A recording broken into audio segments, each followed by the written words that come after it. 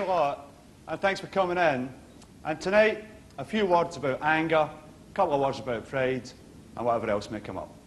Now, it's not very difficult to piss somebody off. I've got a friend, his name's Kenny. Kenny's a completely insane practical joker, all right? One of Kenny's favourite tricks, Kenny likes to go into like a joke shop, a novelty shop, you know where you buy foaming sugar, plastic flies, all that? Kenny likes to walk in there carrying a real dog turd concealed. And then when nobody's looking, he just puts it on a counter. And then when the assistant comes over and says, can I help you, sir? Kenny says, oh yes, I was just wondering about this item here. And the assistant goes, oh, that's one of our ever popular range of dummy dog doo-doos, sir. Very nice, very popular. The idea with that is you pick that up, you take it along, and, oh, you dirty bastard! Kenny's only done a joke twice. Worked the first time, second time got his head kicked in. Which is a bit harsh, isn't it? There's some guy who works in a joke shop who doesn't have a sense of humour. Well. Tell you what gets to me is this. You know that we hear a lot about air pollution, a lot about sea pollution. We don't really hear too much about pollution of the ears. Noise pollution, all right? And I'm sure I'm not the only person that gets annoyed by noise. I'm sure there's millions of us out here, you know, the silent majority. All of us. You know, I mean, if there's a noisy party going on in my street and the police come to break it up, you know it's Morty that phoned them. I'll phone them every time, even if I'm at the party. I'd say, hey, hello, officer, yes, I'm at a party here, I'm really not enjoying it yet. Because you said something along, thanks a lot, boom. I'm in my flat one night, all right, and I hear some noise from the street. Now, this is a cosy night for me. I'm in a flat. I've got a glass of milk. I've got a box of Jaffa cakes. I'm watching Prisoner in a Cell Block H. I'm a very happy boy, all right? And there's some noise from the street. Now, if there is noise from the street, I'm a window monitor, okay? I got to be there. Oh, that, you know. Oh, there's a taxi pulling up. Look at that. Oh, there are women smoking in the street. Oh, dearie me. Oh, all that. Right? And on this occasion, what's causing the racket is round the corner of my block comes this young couple having a real big argument, okay? And they walk right round the front of the block like that, and I can't quite make out what they're saying, but the tone is definitely one of anger, and she's having a real nip at him, and he's having a growl back at her, and they come right down the street arguing like that, and they turn the corner and their voices gradually disappear. And about 5 minutes later, they come back around the corner again. And this time they're a bit more into it. This time it's a bit louder. This time I work out that her name is Margaret, and she's really pissed off at him because he's nothing but a mammy's boy. Always listens to his mother. His mother hates Margaret. He doesn't see that his friends are always taking away to him. He's too stupid to get a hold. The worst day of her life when she ever involved with him, and they turn the corner and their voices gradually disappeared again. And 5 minutes later, they come round for a third lap. And by this time, Margaret is really pumped up. She's well into it. She seems to be enjoying it more than he is. She seems to be a much better arguer than he is. She's got her foot on her pedal in fifth gear, pumping gas. Yes! She's got enough material in her rucksack to cast stuff up for a year and a half. Wow! And this time she's down to the nitty, bitty, gritty. And what about that time at Tracy's 21st when you tried to get off with Linda? Made a complete fool of yourself and a complete fool of me, by the way. I hope you're bloody proud of yourself, fine Millie, not fine Mel. And this young man, who by now is exasperated to the point of psychosis, held up a hand and delivered the finest piece of verbal abuse it's ever been my privilege to hear. He says, yo, I'll be and shag yourself, you daft cow.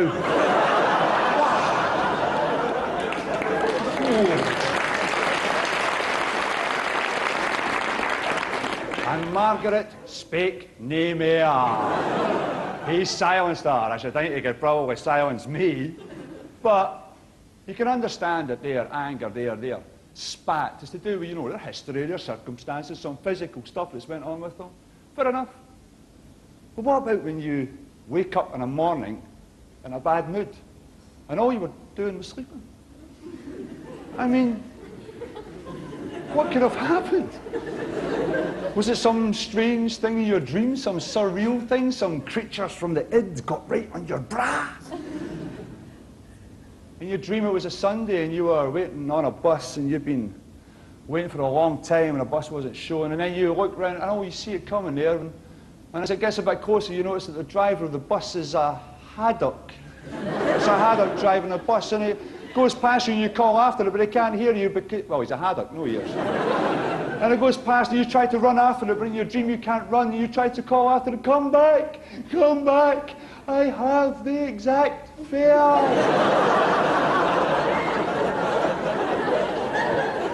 But it didn't stop, and in your dream you become agitated, pissed off, angry, because in your dream it's a Sunday and you know you're going to have to wait an hour for the next bloody haddock. And you'll wake up, pissed off, teetering on the edge of a real bad mood. Slightest thing to do, slightest thing maybe a bit of sarcasm, especially public sarcasm. You know the victim of that? Somebody says something catty to you in front of people, you got to walk away really humiliated, and then 10 minutes later, think of something you should have said back. And you spend days and weeks and months hoping that the same person will say the same thing to you in front of the same people, so you can use your witty response and sort the bastard out.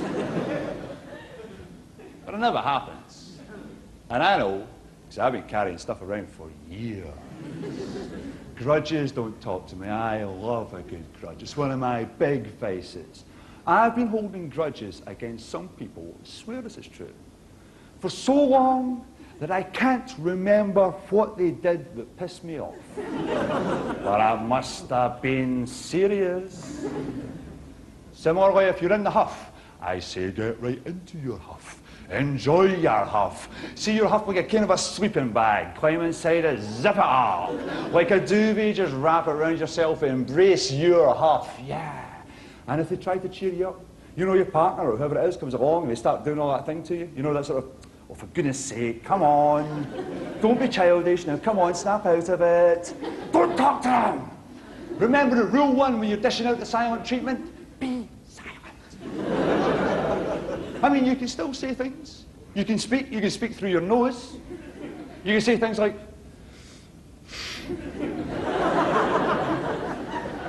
refuse everything, cups of tea, all that, refuse a whole lot. I mean, look at it this way. If you're in a good mood, you won't want someone coming along there and bringing you down. So similarly, if you're in a bad mood, enjoying a good huff, what right has any bastard got to come along and cheer you up? Nah! Go in a huff in the kitchen. All right, the kitchen is a marvellous place to be in a huff because there are drawers you can slam, and cupboards you can bang, and plates you can smash down, and bowls, and there are knives and forks and spoons. Yeah, I always find you can express a lot through cutlery. And while you're expressing yourself through your cutlery, you can be thinking of really sarky things to say to them when you're good and ready. If you're that kind of person. Me? Nah, I don't think so. Big grudges? Yeah. Small domestic huffs? No, don't think so. I mean, if I, for instance, wake up in the morning and I'm in a negative frame of mind, I try to sort it out and deal with it, you know. I say, okay, Morty, baby, whoa. In a negative frame of mind here, let's use the power of positive thought. Let's not let this spoil your day or anyone else's. Fine, okay. And I get up, and I get dressed, and I get washed, and I go through into the kitchen. And the very first thing my partner says to me as we're sitting down over a crunching up cornflakes is, what's the matter with your face? Nothing, I'm absolutely fine. You don't look fine, you're obviously grouched about something. I'm not grouched about anything, what do you say that? Well, I must be grouched about something? Well, listen, you're shouting a ball. I'm not shouting a ball at you. Suit yourself. I will suit myself, all right? Well, all right, okay, I'm sorry. Well, if you must know, I missed my haddock.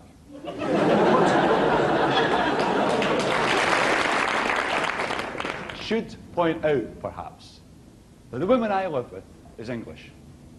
And that means that when we have an argument, there's a whole other dimension to it. A kind of a historical dimension. I can't help it. I argue with her and suddenly I get consumed with this kind of a sublimate race memory, grudge psychology kind of thing. It becomes really important for me to get the better of her, not just for the sake of winning the argument, but for the sake of the boys who fell at Culloden.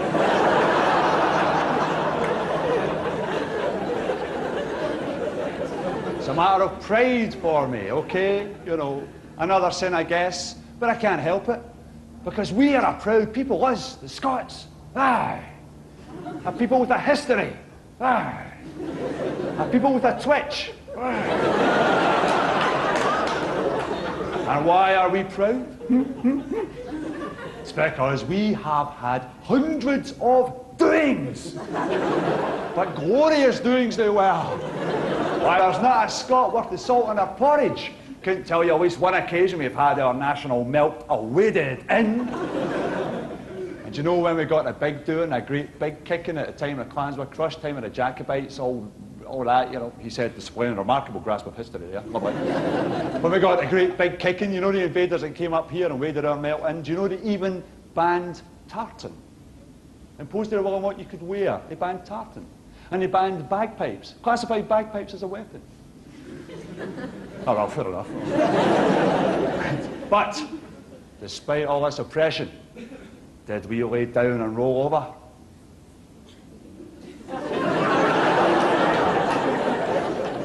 But not all of us, no. Because even back in them days, you know, there was still like mad renegade bands of warrior Scots. Black Donald, the MacDonald, you know, Red Angus, Turquoise Tam, the whole lot of them. They was staging mad commando raids over a border.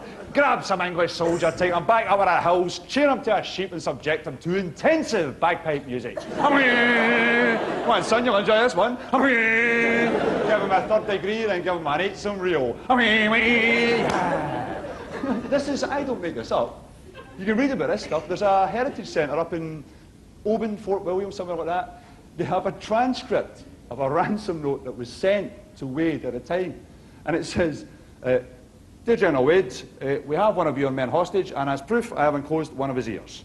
We've been playing a bagpipe sound for a fortnight now, and he begged us to send the other ear as well. But we're no daft. Yours, Tam.